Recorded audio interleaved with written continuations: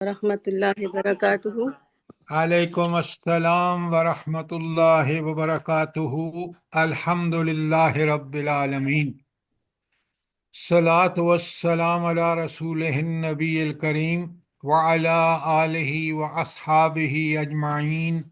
الحمد للہ، الحمد للہ الذی ہدانا لہذا وما كنا لنهتدی لولا ان ہدانا اللہ۔ رب اشرح لی صدری ویسر لی امری واحلل عقدۃ من لسانی یفقہوا قولی۔ آمین یا رب العالمین۔ آمین۔ کل ہم نے سیرت ابراہیم علیہ الصلاۃ والسلام پڑھی ہے۔ آپ کو ذرا مجھے یہ بتائیں کہ کل آپ کا کیا تاثر ہے وہ ساری سیرت پڑھنے اور سننے کے بعد؟ سر جی بہت اچھا ہے، الحمدللہ۔ ہم نے تو اس طرح سے کبھی پڑھا ہی نہیں، سرسری پڑھ لیتے تھے سورہ بقرہ میں بھی اور باقی قرآن میں بھی حضرت ابراہیم علیہ السلام کے بارے میں، مگر کل جس طرح سے آپ نے پڑھایا تو ہمیں بہت اچھا لگا، بہت معلومات ہماری ہوئی اور ایمان بھی بہت مضبوط ہوا۔ سر ابراہیم علیہ السلام سے بہت زیادہ محبت بڑھی اور یہ جذبہ بھی پیدا ہوا کہ ان کی طرح سے ہمیں بھی جو ہے نا دین پہ عمل کرنا چاہیے اور قربانیوں سے گریز نہیں کرنا چاہیے۔ اللہ آپ کو بہت جزائے خیر دے۔ آپ نے کبھی سوچا ہے یہ جو ہم درود میں پڑھتے ہیں نماز میں، یہ درود ابراہیمی جس کو کہتے ہیں، اللہم صلی علی محمد وعلی آل محمد کما صلیت علی ابراہیم وعلی آل ابراہیم، ایسی درود اور ایسی رحمتیں بھیج جیسی آپ نے ابراہیم پر بھیجی ہیں۔ اللہ اکبر۔ آپ دیکھیں یہ کتنے بڑے کارنامے اللہ کے لیے اس ہستی نے کیے ہیں۔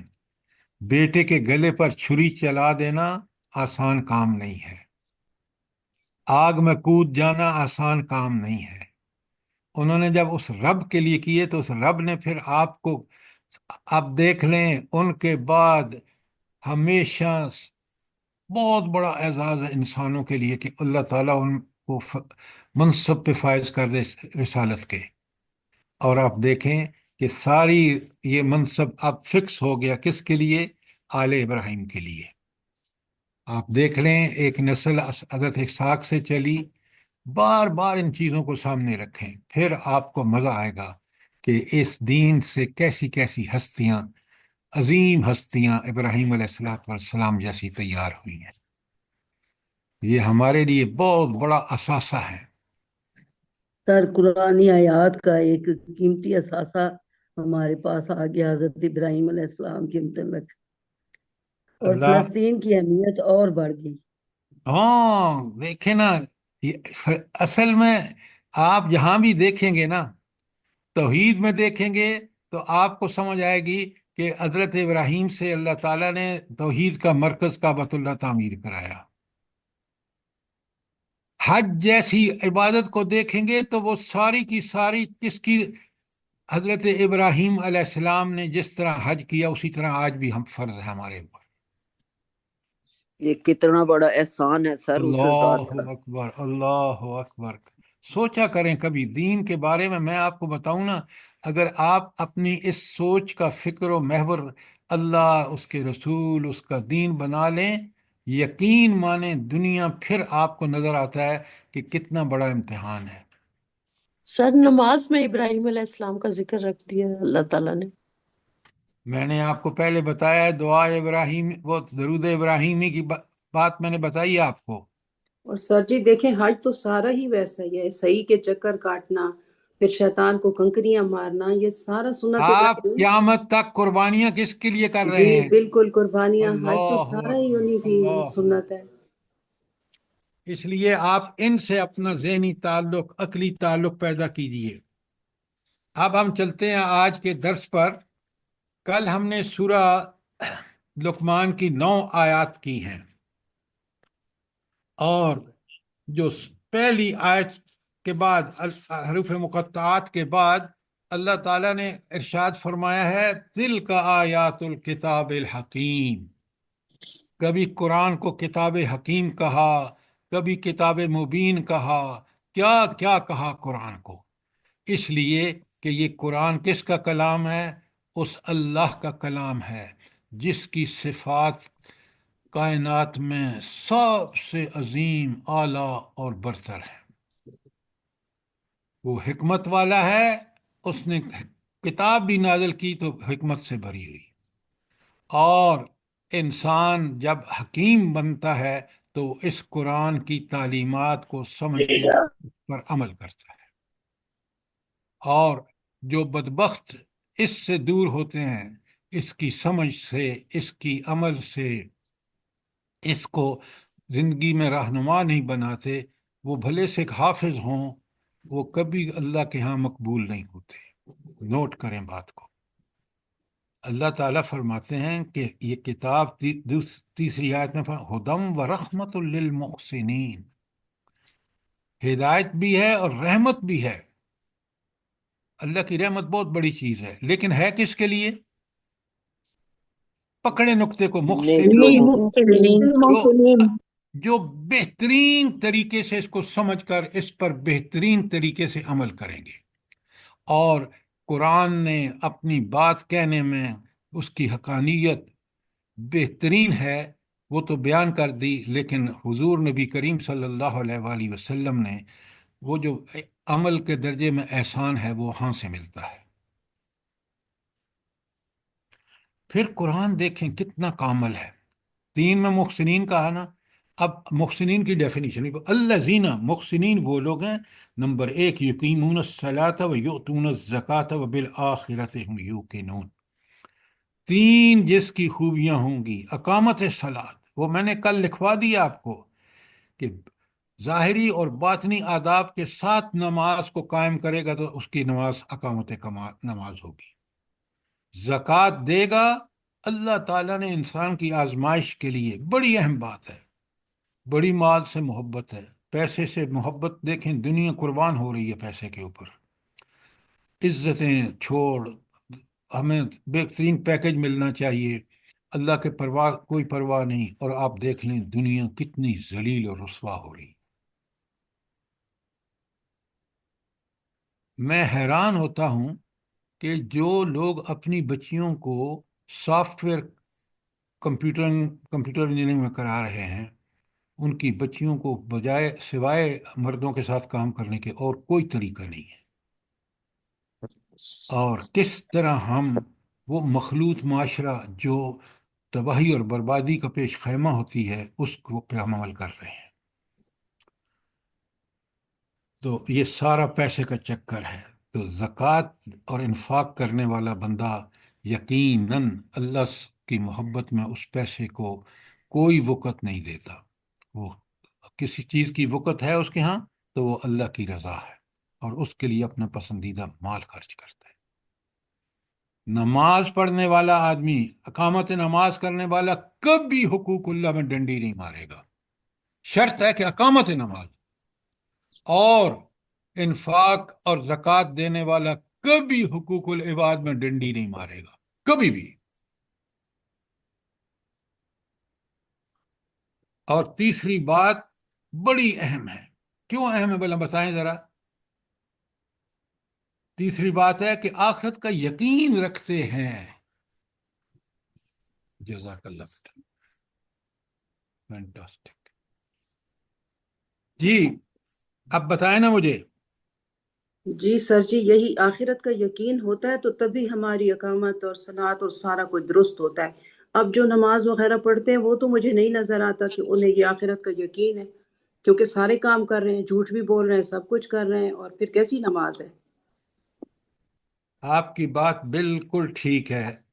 یہ آخرت کا یقین، وہ دیکھیں وہ اخلاص پیدا کرتا ہے۔ بڑے غور سے سنیں بات کو، کہ میں نے ایک دن رب کے سامنے پیش ہونا ہے، نمبر ایک، یہ پیشی یقینی ہے۔ قرآن نے آپ دیکھ لیں کہ کس طرح قسمیں کھا کھا کے اللہ نے گواہیاں پیش کر کر کے بتایا ہے کہ یہ آخرت ہو کے رہے گی۔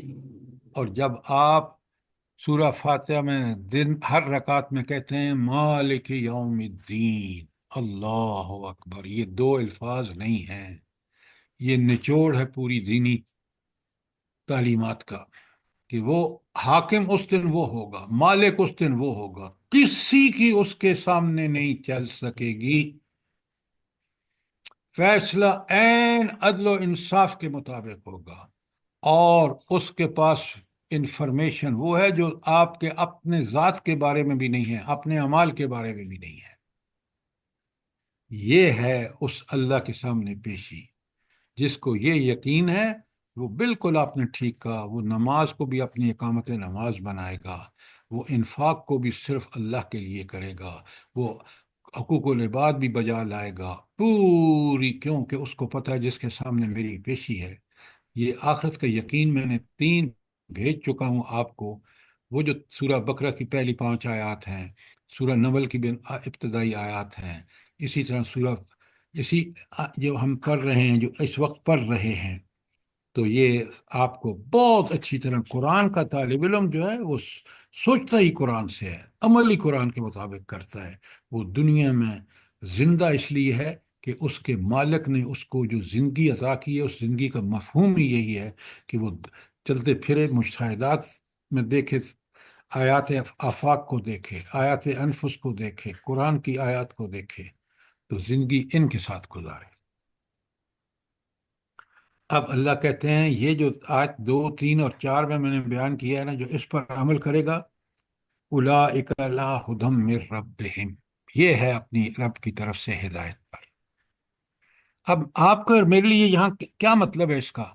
دیکھیں، یہ آئینہ 2، 3، 4 میں آئینہ ہے، اس آئینے میں اپنے سامنے رکھیے، دیکھیں کہ کیا آپ محسن ہیں، آپ کے اندر اقامت نماز ہے، آپ زکوٰۃ دیتے ہیں، اور آپ آخرت پر یقین رکھتے ہیں۔ اگر ہیں تو پھر خوشخبری ہے، اگر نہیں ہے اس کو پورا کرو، ان کو اسی طرح جس طرح قرآن نے بیان کیا ہے، جس طرح محمد رسول اللہ صلی اللہ علیہ وسلم نے کر کے دکھایا ہے۔ بشرا افتخار صاحبہ بند کریں اپنے مائک کو۔ تو آپ دیکھ رہے ہیں کہ ان آیات میں میرے سامنے آئینہ، آپ کے سامنے آئینہ رکھ دیا ہے کہ ذرا چیک کرو اپنی نمازوں کو، چیک کرو اپنے انفاق کو، چیک کرو اپنے آخرت کے عقیدے کو۔ اگر یہ کچھ ہے تو اولئک علی ھدی من ربہم، پھر یہ رب کی طرف سے ہدایت پر ہے۔ آج مسلمانوں کو دیکھ لیں، ان میں سے تینوں میں سے ایک چیز بھی نہیں ہے۔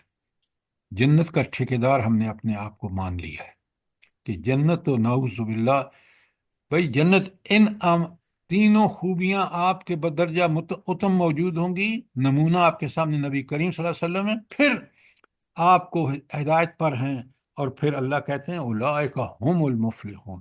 صرف ہم کا یہاں بیچ میں لانے کا مطلب ہے، تو اس کا ترجمہ ہوگا صرف یہی لوگ فلاح پانے والے ہیں۔ تو یہ آیتیں ایسی نہیں ہیں کہ جن کو آپ پڑھ کے گزر جائیں، سوچیں، غور کریں۔ قرآن خود کہتا ہے فیہ ذکرکم، اس قرآن میں تمہارا ہی تو ذکر ہے، ہر پڑھنے والے کو کہہ رہا ہے۔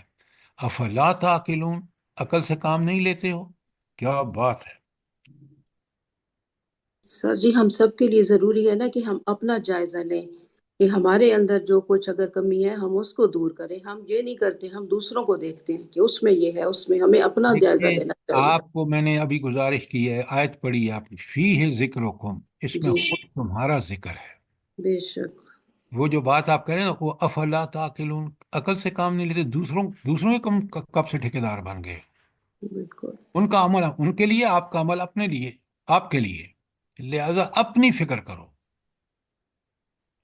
اس کے بعد بتایا، دیکھیں قرآن، اللہ تعالیٰ نے کتاب نازل کی نبی کریم صلی اللہ علیہ وسلم پہ صدیاں پہلے، اور ایسا لگتا ہے کہ آج کے حالات اس کا سر ہے۔ میرا اپنا ذکر موجود ہے، آپ کا اپنا ذکر موجود ہے۔ یہاں آپ دیکھیں تو آیت نمبر 6 میں، آج آپ دیکھیں یہ جو وَمِنَ النَّاسِ مَن يَشْتَرِي لَهْوَ الْحَدِيثِ، لوگوں میں کوئی ایسے بھی ہیں جو لہو الحدیث خریدتے ہیں۔ لہو الحدیث کا مطلب ہے دل فریب کلام، یہ جو گندے فوٹو آتے ہیں، یہ جو انسان کی بری نفسیات کے، انسان کے لیے بری چیزیں ساری وہاں موجود ہیں۔ آپ کا ملٹی میڈیا ہو، آپ کا موبائل ہو، آپ کا لیپ ٹاپ ہو، کتنا آج آپ دیکھیں، یقین مانیں، کیونکہ میں نے وہ وقت بھی دیکھا ہے جب ہم روایات کے مطابق بچپن میں مجال ہے کوئی شخص گندی بات کہہ جائے منہ سے، گاؤں میں کوئی دوسرا آدمی بھی آپ کو مار سکتا تھا اگر آپ نے اخلاق سے گری ہوئی حرکت کی ہے، اور گھر بتاتے نہیں تھے آپ کے گھر والے اور ماریں گے۔ آج آپ دیکھ لیں کتنا ماحول، اسکولوں کا دیکھ لیں، کالجوں کا دیکھ لیں، بازاروں میں دیکھ لیں، میں حیران ہوتا ہوں کہ ہم اپنے آپ کو بڑے جدید تعلیم یافتہ سمجھتے ہیں، لیکن کس قدر ہم اللہ تعالیٰ کے معاملے میں بے حیائی کر رہے ہیں۔ تو ایسے لوگ جو بے حیائی پھیلائیں، اللہ کہتے ہیں یہ کون لوگ ہیں؟ پہلی بات، لیضل عن سبیل اللہ بغیر علم، اللہ کے دین سے لوگوں کو بغیر علم کے جو ہے وہ گمراہ کر رہے ہیں۔ علم سے مراد کیا ہے؟ کل میں نے بتایا تھا آپ کو، سر قرآن و سنت قرآن کا سنت آئی قرآن و سنت کا علم۔ فَاتَّخِذْهَا هُزُوًا، اور پھر سب سے بڑی بات کہ اس راستے کی دعوت کو مذاق میں اڑا دیتا ہے۔ اللہ نے بتا دیا، انجام دیکھ لو، اولئک لہم عذاب عظیم۔ یہ چھٹی آیت تھی جو کل ہم نے کی ہے، اور پھر 7ویں آیت میں دیکھیں اللہ تعالیٰ نے کس طرح قریش کو یہ مرض کی نشاندہی کی کر کے ان کو تنبیہ کر دی۔ اللہ فرماتے ہیں اس وقت قریش کرے، آج کا انسان بھی کر رہا ہے، وَإِذَا تُتْلَىٰ عَلَيْهِ آيَاتُنَا وَلَّىٰ مُسْتَكْبِرًا كَأَن لَّمْ يَسْمَعْهَا كَانَ فِي أُذُنِهِ وَقْرًا، اور جب اس کو ہماری ہدایت سنائی جاتی ہیں نصیحت کے لیے تو بڑے گھمنڈ سے اس سے رخ پھیر لیتا ہے۔ اچھا، یہ جو گھمنڈ یا تکبر بندہ کرتا ہے کیوں کرتا ہے؟ نعوذ باللہ اس لیے کرتا ہے کہ وہ سمجھتا ہے کہ یہ قرآن بھی کوئی سننے کی بات ہے، اس پر بھی کوئی عمل کرنے کی بات ہے، نعوذ باللہ من ذالک، جبکہ اللہ نے بھیجی اسی لیے کہ اسی پر غور کرو، اسی کو سمجھو۔ تو اللہ تعالیٰ فرما رہے ہیں کہ اس طرح تکبر میں کہ سنو نہیں، اب وارننگ کیا ہے؟ فَبَشِّرْهُ بِعَذَابٍ عَلِيمٍ، جس طرح وہ مذاق اڑا رہا ہے نا، اللہ بھی اس کے ساتھ تمہیں خوشخبری ہے بھائی۔ خوشخبری کس بات کی؟ عذاب علیم کی۔ ذرا نوٹ فرمائیں، قرآن کا انداز دیکھیں، بالکل اس کے الٹ بتا دیا کہ جو لوگ ان الذین آمنوا وعملوا الصالحات لہم جنات النعیم، نعمت بھری جنت کس کے لیے ہے؟ ایمان اور عمل صالح کرنے کے بعد۔ تو اللہ تعالیٰ مجھے بھی اور آپ کو ایمان اور عمل صالح والی زندگی عطا فرمائے۔ آمین ثم آمین، ہم سب کو سر جو آپ اچھا، سے جڑے ہوئے 9ویں آیت آپ سن لیں، خالدین فیہا، اس نعمت بھری جنت میں ہمیشہ رہیں گے، وعد اللہ حقا، اللہ اکبر، اللہ کا وعدہ ہی سچا ہے۔ کیوں سچا ہے بھلا؟ جلدی بتائیں کیوں سچا ہے؟ وهو العزيز الحكيم. ہاں، یہ ہے صفت کا، کیسی صفت لائی ہے؟ عزیز الحکیم وہ ہے، وہی وعدے پورے کر سکتا ہے، وہی غالب ہے، وہی اس کے پاس خزانے ہیں، اور وہ سب چیزیں جو خزانے، علم، حکمت، علم وغیرہ، وہ سارا حکمت کے ساتھ، عین حکمت کے ساتھ استعمال کرتا ہے، کیونکہ العزیز الحکیم صرف وہی ہے، یا اس کی کتاب ہے جو شروع میں پہلی آیت ہے۔ یہ تھا خلاصہ، تاکہ میں اور آپ پوری طرح سمجھ لیں۔ اچھا، کوئی سوال آیت 9 تک؟ اگر کوئی سوال نہیں ہے تو یہ جو قرآن میں جا بجا، ابھی آیت 10 پہلے پڑھتا ہوں، قرآن ہمیں جا بجا دعوت دیتا ہے، کس بات کی؟ کہ غور کرو، کس میں؟ آیات کائنات میں اور آیات انفس میں۔ پہلے مجھے بتائیں، یہ میں ترجمہ کر رہا ہوں، سوال آ رہا ہے آپ کے، خلق السماوات بغیر عمد ترونہا، پہلی بات، زمین آسمان تو اس طرح بنائے، وَأَلْقَى فِي الْأَرْضِ رَوَاسِيَ، نمبر 2، پہاڑ زمین میں رکھ دیے، ان تمید بکم، یہ کہ وہ آپ کو لے کر ڈھلک نہ جائے، وَبَثَّ فِيهَا مِن كُلِّ دَابَّةٍ، اور طرح طرح کے جانور پھیلا دیے، وَأَنزَلْنَا مِنَ السَّمَاءِ مَاءً، سر جی اور کسی کا مائک کھلا ہوا ہے، پلیز بند کروا دیں۔ دیکھو بھائی، بند کرو، لوگوں کو احتیاط کرنی چاہیے کہ اتنے سارے لوگ ڈسٹرب ہو رہے ہیں۔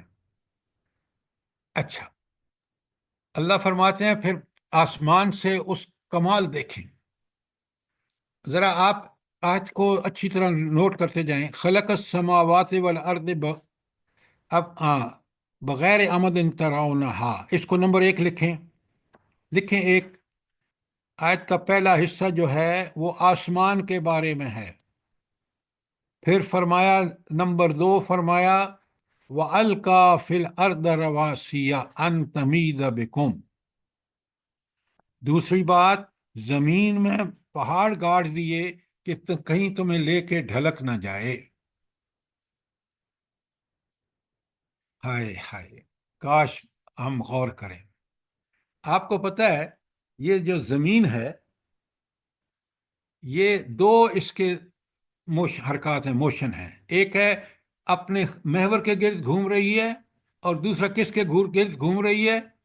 سورج کی سورج کے گرد، سورج سورج کے کے گرد۔ گرد اور تیسرا موشن کون سا ہے؟ اپنے پوری پوری گیلیکسی میں گھوم رہی ہے، گیلیکسی گھوم رہی ہے۔ ایکسیلنٹ ایکسیلنٹ، پوری گلیکسی چلی جا رہی ہے، 3 موشن ہیں، غور کریں، سوچیں، یہ آج کا انسان جوں جوں آگے جا رہا ہے، سائنس بتا رہی ہے، ذرا دیکھو تو کمال تو دیکھو، 3 موشن میں اللہ، آپ کو اور مجھے پتہ ہی نہیں چلتا، جب زلزلے آتے ہیں، پرسوں آیا تو دیکھا آپ نے کیا حشر تھا۔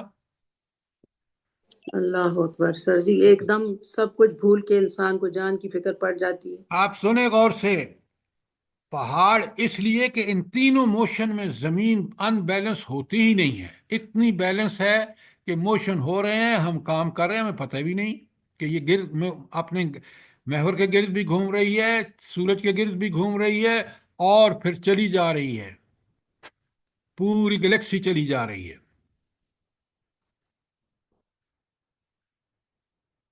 یہ کلوں کا کام دے رہے ہیں سر۔ اچھا یہ بتائیں کہ قیامت کب واقع ہوگی؟ یہاں اسی سے نتیجہ سامنے آتا ہے کہ قیامت کب واقع ہوگی، بتائیں۔ جب یہ سارے جب یہ سسٹم تباہ حرکات ہو جائیں ختم گے سر۔ ہو جائیں گی۔ اب یہ ہے نا، قرآن کو آپ ذرا غور سے پڑھیں نا، اس وقت قیامت قائم ہوگی جب یہ اپنے اس آخری ٹھکانے کا لمستقر لہا، اس اپنے مستقر جہاں پہنچے گی، یہ زمین، یہ چاند، سورج، ستارے، یہ گلیکسیز ختم، بات اللہ تعالیٰ اس وہ حد مقرر کر رکھی ہے، قیامت برپا ہو جائے گی۔ 2 چیزیں ہو گئیں، پہلی آسمان کو بغیر ستونوں کے پیدا کیا، اور زمین میں اس نے پہاڑ گاڑ دیے تاکہ وہ ڈھلکے نہ۔ تیسری بات وَبَثَّ فِيهَا مِن كُلِّ دَابَّةٍ، اور تیسری بات یہ کہ اس نے پوری اس زمین پر یا پوری زمین و آسمان کے درمیان جو ہے وہ اس نے کتنی قسموں کے جانور پھیلا دیے، آپ اندازہ بھی نہیں کر سکتے۔ کر سکتے ہیں؟ یہ جو اللہ تعالیٰ نے دوسری جگہ کہا ہے نا، بڑے غور سے سنیں، یہاں بات کھل کے سامنے آتی ہے کہ اگر یہ 7 سمندر بن جائیں سیاہی، ساری دنیا کے درختوں کے قلم بنا دیں اور پھر بھی لکھنا شروع کریں تو یہ کافی نہیں ہوں گے اللہ کے کارنامے لکھنے کے لیے۔ تو یہاں آپ دیکھیں کہ یہ جو اللہ نے سارے جانور پیدا کیے ہیں، جب ان کے نام ہی لکھنے لگیں تو آپ لکھ نہیں سکتے، اتنی تعداد ہے ان کی۔ چوتھی بات بڑے غور سے دیکھیے، وَأَنزَلْنَا مِنَ السَّمَاءِ مَاءً، چوتھی بات کہ ہم نے آسمان سے پانی نازل کیا. یہ پانی کا ذکر اللہ تعالیٰ کیوں کرتے ہیں؟ جلدی بتائیں. ہر سر چیز دیکھیے گا پانی سے ہی پیدا ہوتی قرآن ہے میں سر. ہر چیز بالکل اسی سے پانی کے پیدا بغیر ہوئی ہے. گزارا نہیں زندگی ہے. پانی کے بغیر پانی ناممکن ہے. آپ دیکھ لیں، پانی اگر نہ ہو تو زندگی ممکن نہیں ہے. اندازہ کریں. اور رب نے کیا بندوبست کیا؟ بارش کا ذکر اس لیے کیا کہ وہ خالص پانی ہوتا ہے، ڈسٹلڈ واٹر سے بھی زیادہ پاک اور صاف، منرل والا. یہ تھی چوتھی بات. پانچویں بات، فَأَنبَتْنَا فِيهَا مِن كُلِّ زَوْجٍ كَرِيمٍ. اللہ تعالیٰ نے اس میں قسم قسم کی چیزیں پیدا فرمائی. ذرا غور کریں، اور جوڑے جوڑے پیدا کریں.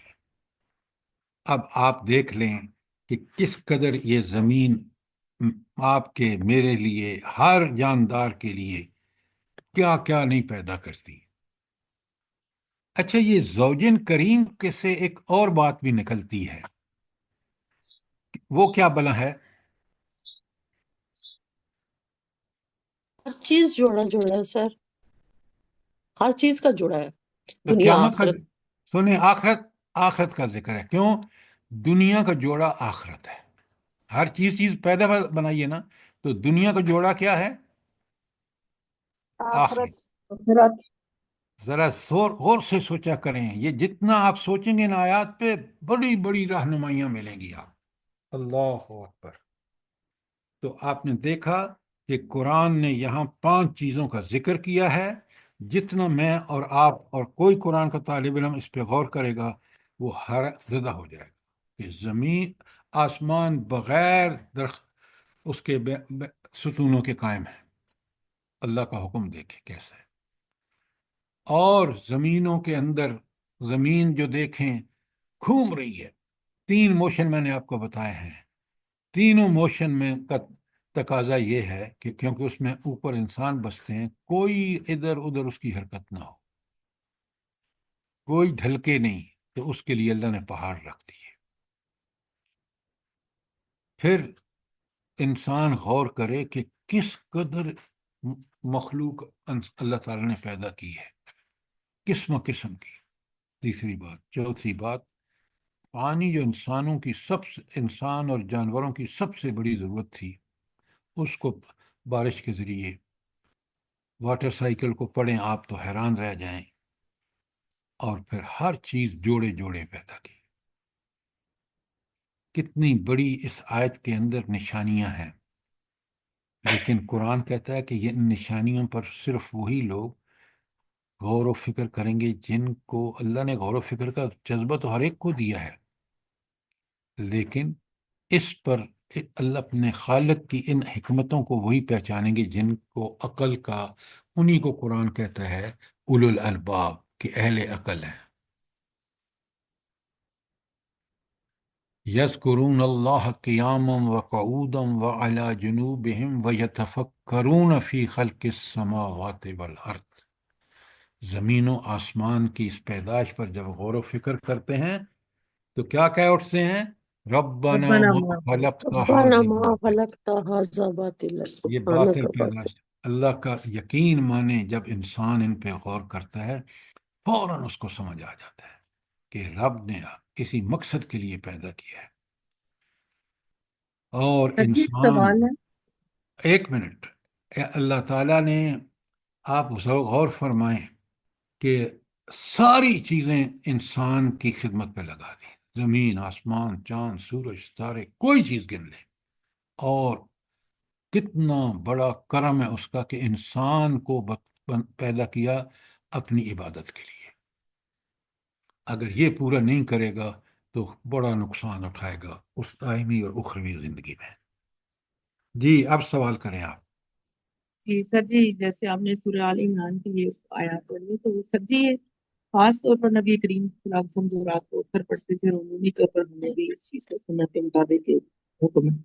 تو سر جی یہ اس وجہ سے ہے کہ رات کا غور و فکر زیادہ جو ہے وہ گہرائی کے ساتھ ہوتا ہے. آپ کیا بات دن میں اتنا کچھ آپ کیا بات کر رہے ہیں؟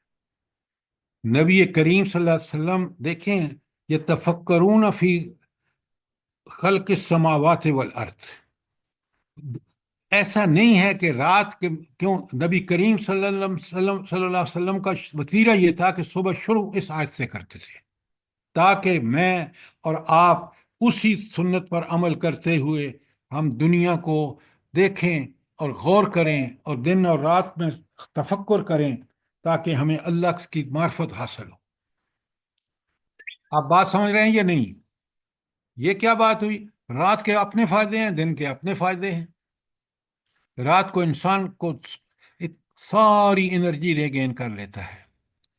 اب سائنسدانوں کو پتہ لگا ہے کہ اس رات کے ماحول میں کس طرح اندھیرے میں نیند گہری آتی ہے۔ اور کوئی سوال آیت نمبر 10 کے بارے میں؟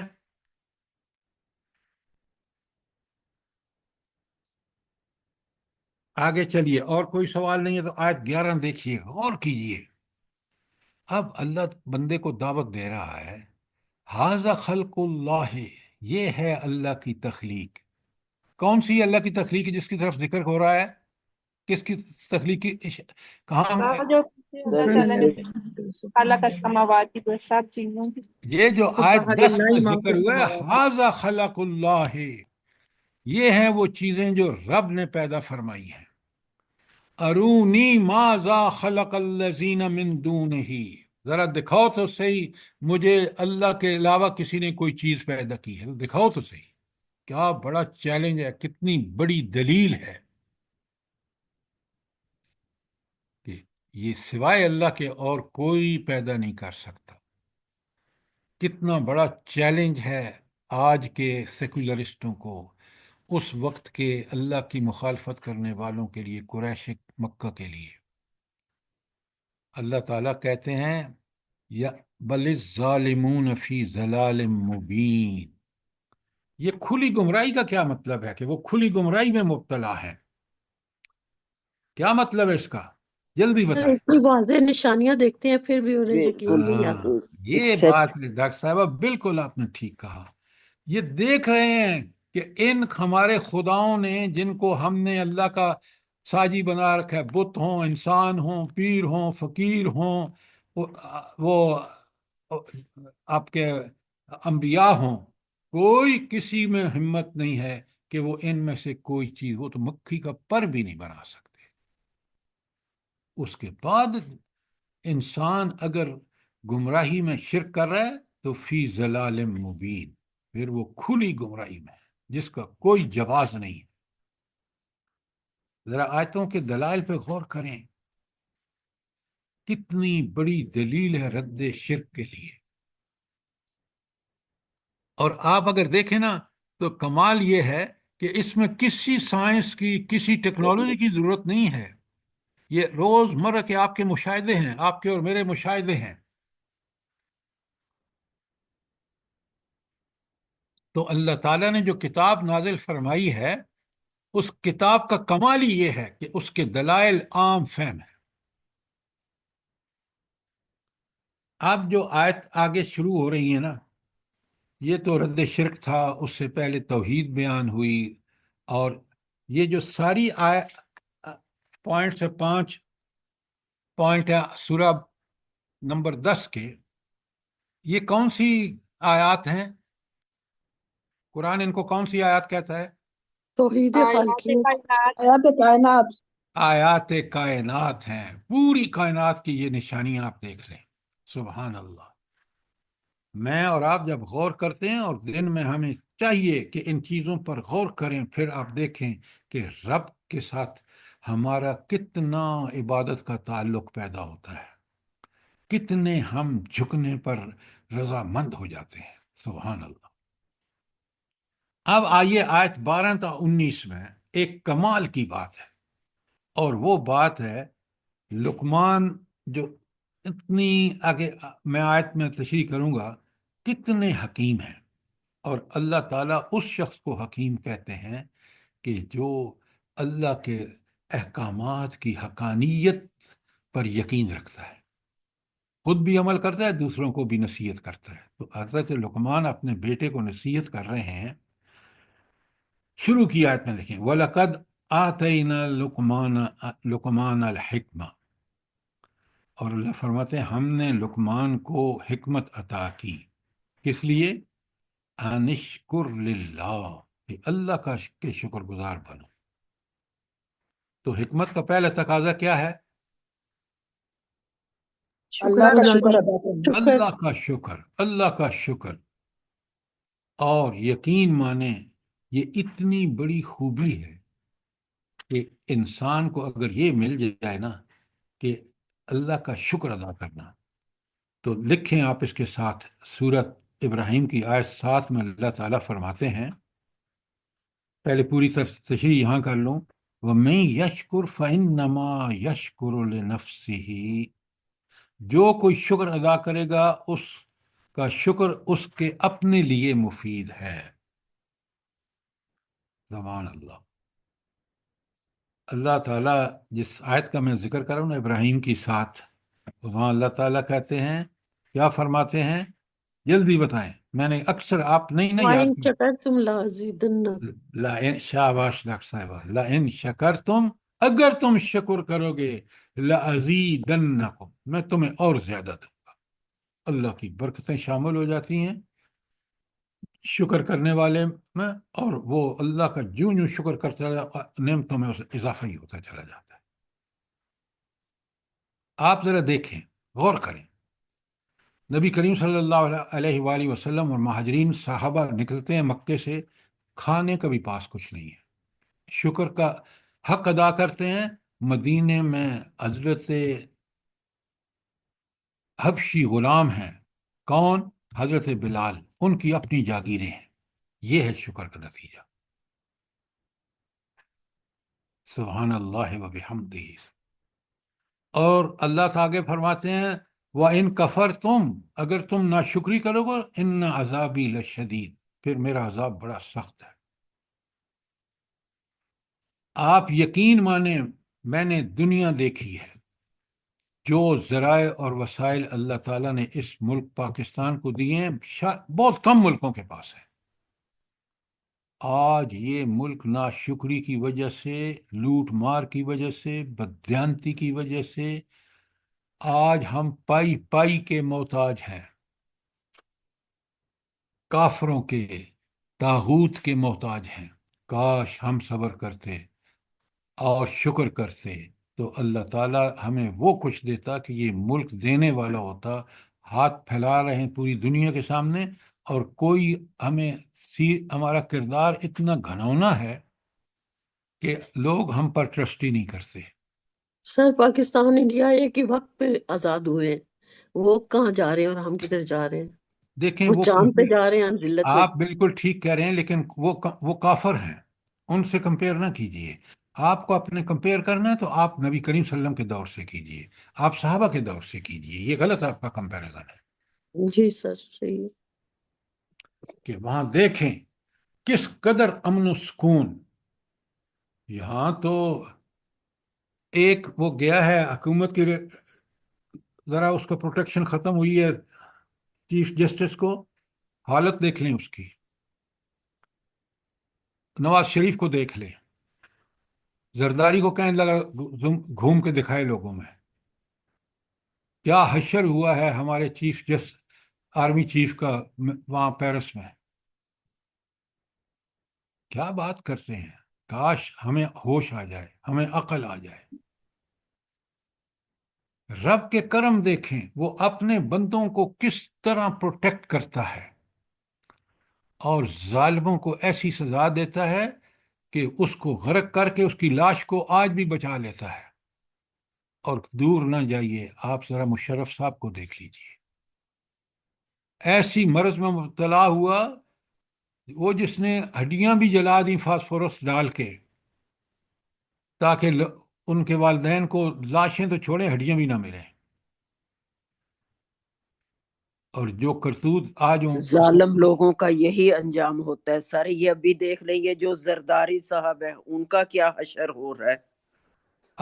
دیکھیں تفصیلات میں نہ جائیں، آپ اللہ کے حکم کو غور سے دیکھیں، سمجھیں، اور اللہ اپنے نیک بندوں کی کیسی حفاظت کرتا ہے۔ لہذا اللہ تعالیٰ وہ کہہ رہے ہیں کہ کتنی بڑی ہے، وَلَقَدْ آتَيْنَا لُقْمَانَ الْحِكْمَةَ أَنِ اشْكُرْ لِلَّهِ، آگے فرمایا وَمَن يَشْكُرْ فَإِنَّمَا يَشْكُرُ لِنَفْسِهِ، فائدہ اسی کو ہے۔ اللہ تعالیٰ نے تو فائدہ رکھ دیا ہے شکر میں، اب آپ کی مرضی ہے۔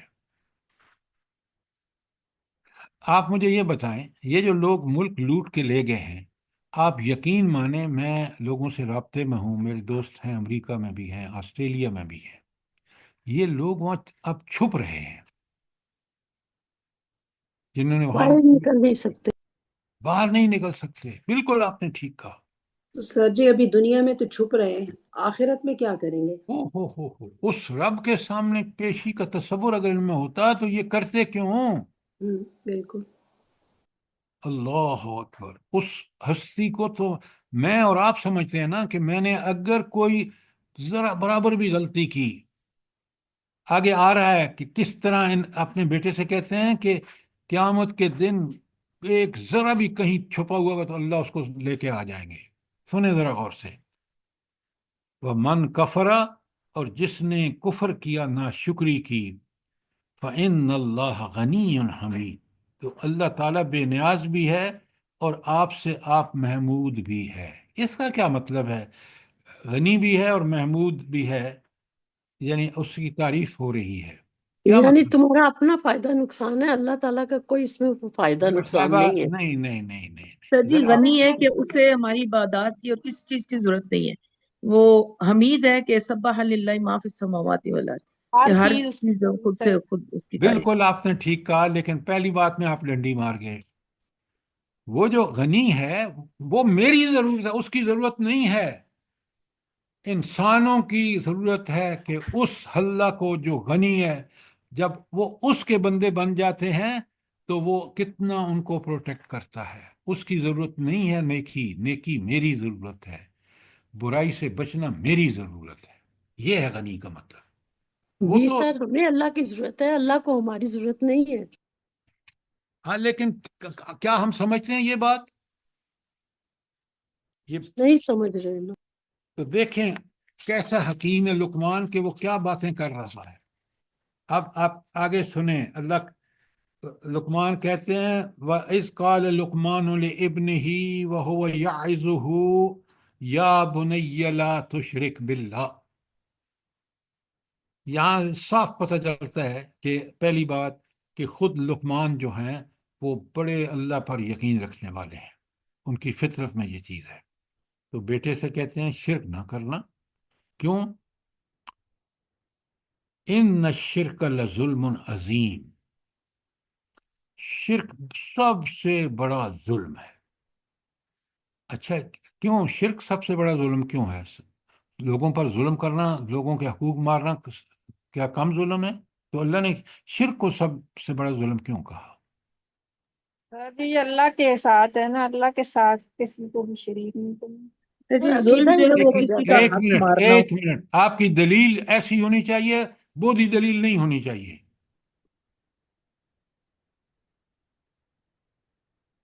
لا الہ الا اللہ۔ اللہ اب کی بڑی صفات کسی اور میں نہیں ہے، اس لیے صرف اللہ کو معبود ماننا ہے۔ سر جی ظلم بات کے معنی ہے کسی کے کا حق اس کو نہ دینا، یعنی اس کا حق مار لینا، انصاف کے عدل کے خلاف کرنا۔ تو دیکھیں یہاں بات، آپ وہ اس کی ڈیفینیشن کریں، ظلم عظیم کہا، سب سے بڑی حقیقت کائنات کی کیا ہے بتائیں مجھے؟ توحید سر۔ اللہ کا وجود، جس نے یہ ساری دنیا بنائی ہے، تو عظیم اس لیے ہے کہ اللہ سب سے بڑی حقیقت ہے اس کائنات کی، جس کے حکم سے یہ کائنات وجود میں آئی ہے۔ میرا آپ کا وجود اس کے مرہون منت ہے، لہذا سب سے بڑی کائنات کی حقیقت خود اللہ تعالی ہے، اور اس کے ساتھ شرک کرنا یہ ہے ظلم عظیم۔ بات کو دلیل سے بات بیان کرے. تو اس لیے وہ حکیم ہے لقمان، کیونکہ وہ کہتا ہے اپنے بیٹے سے، کہتا ہے کہ سب سے بڑا ظلم جو ہے وہ شرک ہے. آپ نے دیکھا نہیں کہ جتنے ظالم ہیں وہ مشرک بھی ہیں. اگر ان کو شرک، اللہ سے بچنا چاہتے ہیں، اللہ کے عذاب سے بچنا چاہتے ہیں، تو پھر سب سے پہلی بات ہے کہ اس ہستی کو کامل اور اکمل مان کر اس کے احکامات پر عمل پیرا ہو جائے. لہذا شرک سب سے بڑا ظلم ہے، اس لیے کہ اللہ تعالیٰ سب سے بڑی کائنات کی حقیقت ہے. اس کا انکار، اس کو اپنی جگہ سے ہٹا دینا اور اس پہ بٹھا دینا اس کی مخلوق کے لوگوں کو، یہ سب سے بڑا ظلم ہے. بات سمجھ آئی ہے کہ نہیں آئی؟ جی سر جی، یہ جو آیت نمبر 10 میں ہم نے پڑھا ہے، اللہ تعالیٰ نے جو اپنی نشانیوں کا ذکر کیا ہے، تو جس ہستی میں یہ ساری چیزیں ہیں تو اس کے ساتھ ہمیں کسی کو شریک نہیں کرنا، کیونکہ سب قدرتیں اس کے وہ پاس بڑا ہیں. کم ہے، 4-5 چیزیں ہیں صرف. اس نے کائنات میں بے مثال چیزیں بنائی ہیں. اور یہاں جب آپ لوگ بیان کریں گے تو ظلم عظیم کیوں کہا؟ کہ اللہ ہی سب سے بڑی حقیقت ہے. یہ 5 چیزیں چھوڑیں، آپ کوئی چیز کائنات کی دیکھیں کس حکمت کے ساتھ بنائی گئی ہے، کس مقصد کے تحت بنائی گئی ہے، اس ہستی کا انکار ہی ظلم عظیم ہے. اور کائنات میں جتنا ظلم ہو رہا ہے وہ اصل میں شرک کی وجہ سے ہو رہا ہے. یہ جو حکمران آپ دیکھ رہے ہیں، مسلمان حکمران ہوں یا کافر، یہ جو ظلم کر رہے ہیں یہ شرک کی وجہ سے کر رہے ہیں. اقتدار اللہ نے آزمائش کے لیے دیا ہے، وہ سمجھ رہے ہیں کہ اقتدار تو بس ہم ہیں تو کوئی ضرورت نہیں ہے. جی جزاک اللہ. سر اپنے نفس کو انہوں نے اللہ کا شریک بنایا ہوا ہے. اب وہ اقتدار جو اللہ نے ان کو دیا ہے نا، وہ سمجھ بیٹھے ہیں کہ اقتدار ان کا کوئی اپنا ذاتی معاملہ ہے. وہ اللہ نے آزمائش کے لیے دیا ہے، دنیا آزمائش ہے.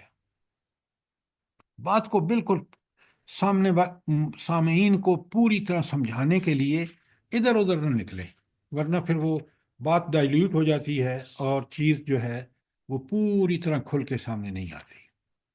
تو آپ نے دیکھا کہ اللہ نے کیوں کہا لقمان کو کہ وہ حکیم ہے. کس 13ویں آپ دیکھیں شرک کے بارے میں کتنی پیاری بات کہی ہے انہوں نے، اور بیٹے کو نصیحت کر رہے ہیں.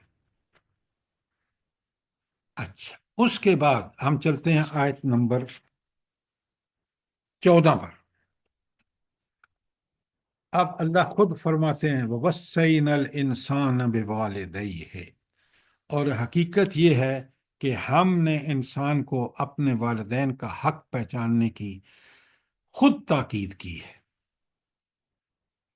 اچھا، یہ قرآن کا اسلوب ہے، چاہے وہ آپ یہاں دیکھ لیں سورہ،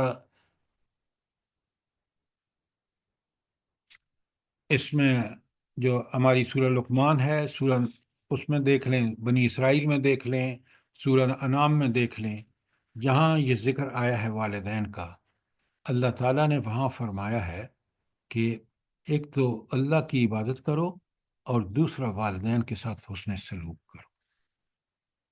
تو گویا اللہ کے بعد جو ہستی ہمارے لیے واجب الاحترام ہے وہ نبی کریم صلی اللہ علیہ وسلم ہیں یا انبیاء ہیں، اور اس کے بعد اللہ نے والدین کو آپ کے لیے بتایا ہے کہ آپ ان کا جو ہے، ان کے ساتھ جو حسن سلوک ہے وہ مسٹ ہے. کافر ہوں یا مسلمان ہوں، کافر ہوں تو مسلمان ہوں تو الحمدللہ، لیکن اگر کافر بھی ہوں، بلکہ اگر مسلمان والدین ہوں اور شرک کے لیے کہیں تو یہ بھی بات ان کی مانی نہیں جائے گی. قرآن نے بڑا کلیئرلی بتایا. لیکن والدین کے بارے میں بڑی تاکید کی ہے. یہ وصینا کا لفظ آیا ہے، وصیت کہتے ہیں تاکیدی جو اللہ تعالیٰ نے حکم دیا ہے. آگے دیکھیں کتنا قرآن نے کھول کے بتایا ہے. حملتہ امہ وہنن علی وہن. ہائے ہائے، کاش آپ میں سے اکثر مائیں ہیں، اور آپ نے دیکھا کتنا قرآن نے کس پیارے انداز میں کہ اس کی ماں نے زوف پر زوف اٹھا کر اسے اپنے پیٹ میں رکھا۔ اب یہ مائیں سمجھتی ہیں کہ قرآن نے کس طرح اعتراف کیا ہے ان کی ان کیفیات کا۔ کوئی بات اور کیس بتا سکتا ہے کہ انسان ماں کا کتنی تکلیف اٹھائی ہے؟ نہیں سر جی، سبحان اللہ سبحان اللہ، جس رب نے بنایا ہے اس کو کتنا احساس ہے آپ نے۔ اس نے بنایا ہے نا، تو اس نے کس طرح بیان کیا ہے۔ سبحان اللہ۔ اور پھر فرمایا، سنیں غور سے، فرمایا وَفِصَالُهُ فِي عَامَيْنِ، اور 2 سالوں میں اس کا دودھ چھوٹنے میں 2 سال لگے۔ آج مائیں کتنا اللہ کا یہ اعزاز ہے، اور اللہ کس طرح اعتراف کر رہا ہے کہ انہوں نے اپنے بچوں کو 2 سال دودھ پلایا۔ اب آپ سوچیں کہ رب کیا کہہ رہا ہے اور کس چیز کو وزن دے رہا ہے، اور آج کا انسان، مسلمان خواتین کیا کر رہی ہیں۔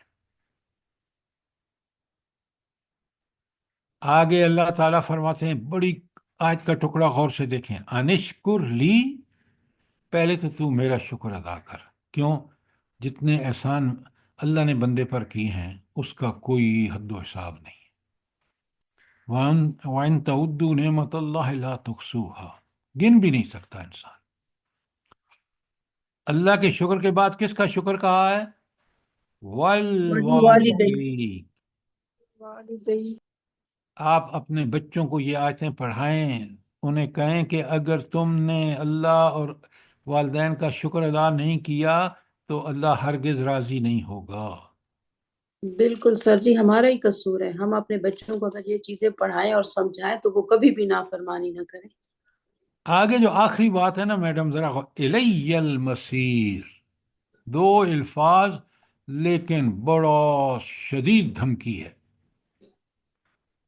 کن کے لیے؟ جو نافرمانی کریں، اور بڑی خوشخبری ہے کن کے لیے؟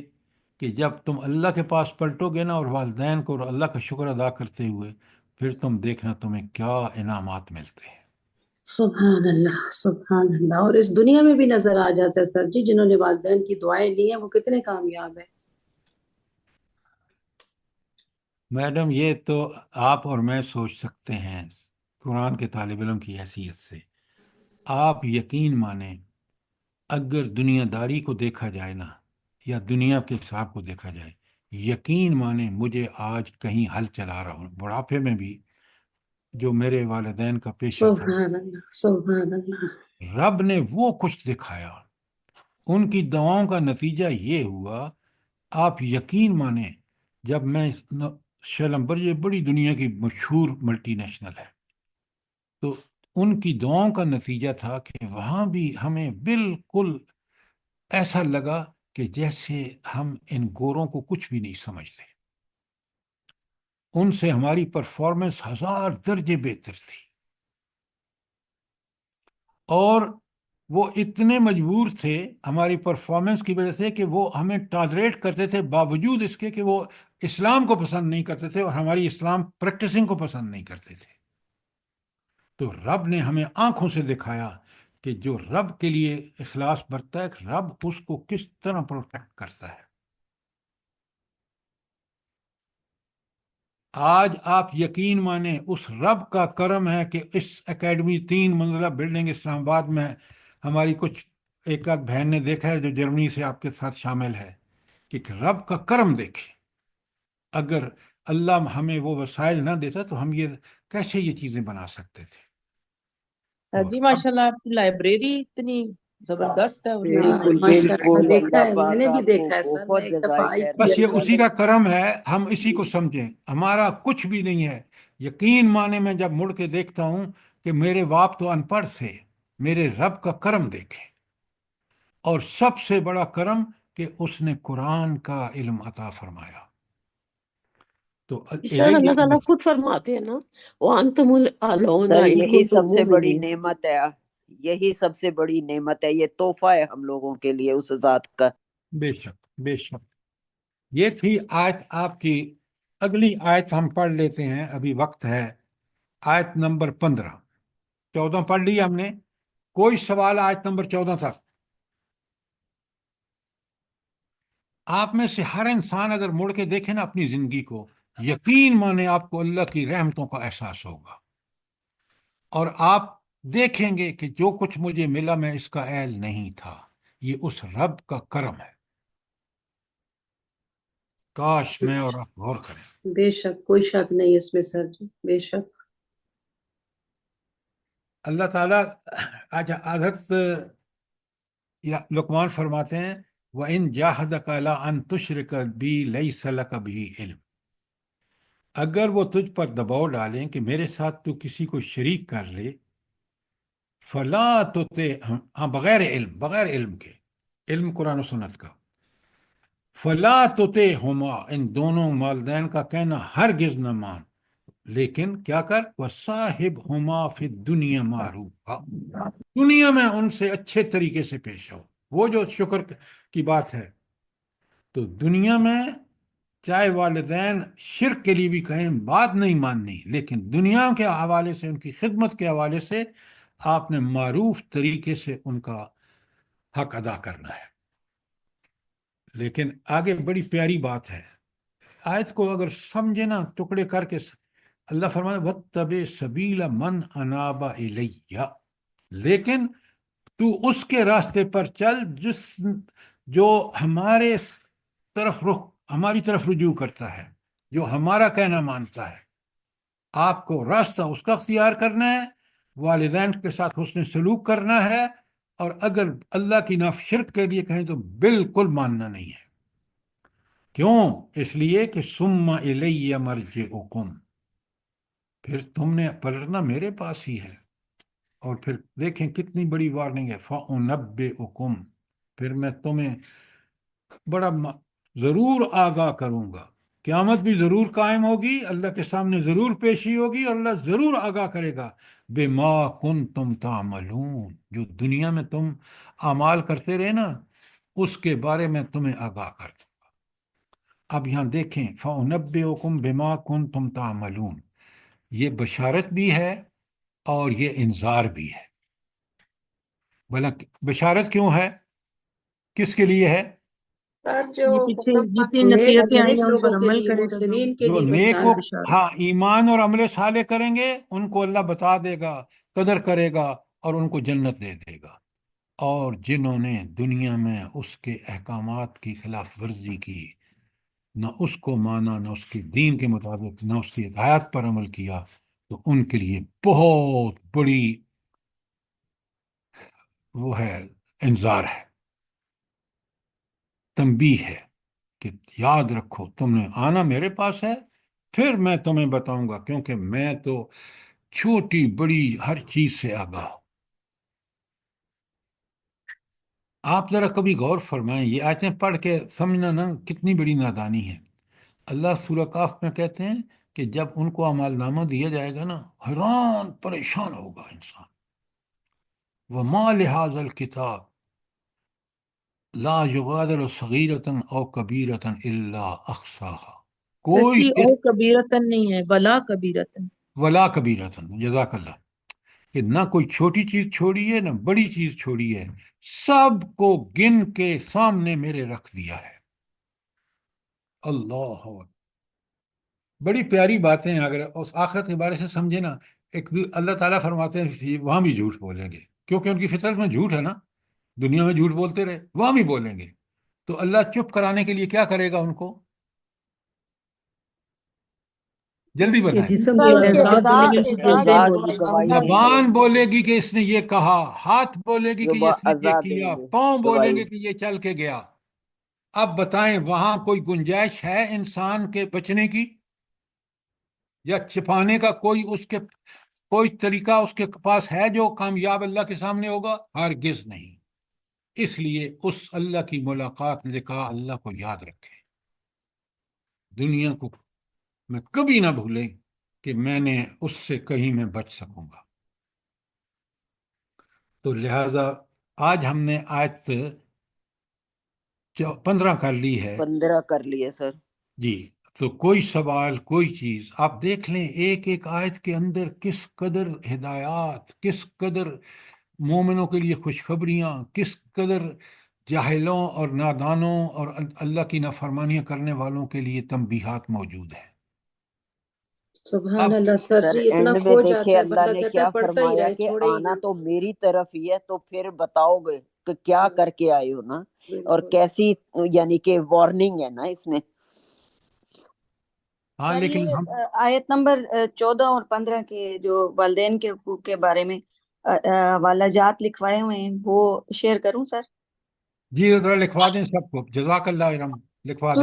سورت بقرہ آیت نمبر 83، سورت نساء 36، سورہ انعام 151، سورہ عنکبوت 8، سورہ لقمان 14 اور 15، اور سورہ کاف 15، سورہ بقرہ 215، اور لقمان وہی 14، اور یہ ابراہیم 41، نوح 18، سورہ احقاف 15، اور بنی اسرائیل 23 24، مریم 14، اور مریم 31 32، سورۃ نساء 135، عنکبوت 8۔